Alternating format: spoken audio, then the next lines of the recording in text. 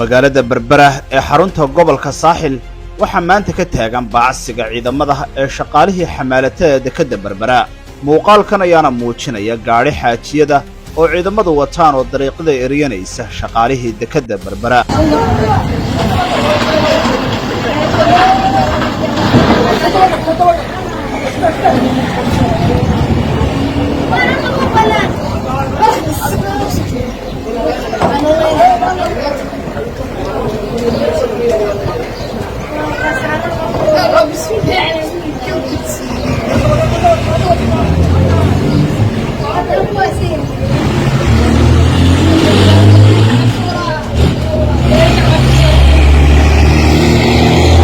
kadib hoos u dhicii ku yimi badeecadihii ka soo degi jiray dekada magaalada Berbera, shirkadda DP World ayaa qorsheynaysa inay dhinto tirada shaqaalaha ka xamaalata dekada Berbera.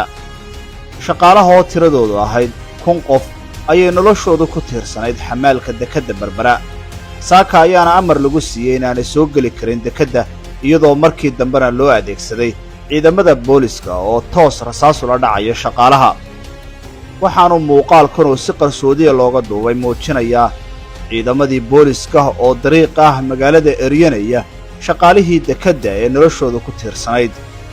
ma jirto wax qorshe ah oo aan xabad iyo xadhig ahayn oo xukuumadda xilligeedu dhammaaday ka leedahay dulmiga iyo tacadiyada maalinlaha ee ka dhaca dekada magaalada Berbera ee geysato shirkadaasi iyo ciidamada booliska oo ay u adeegsanayso.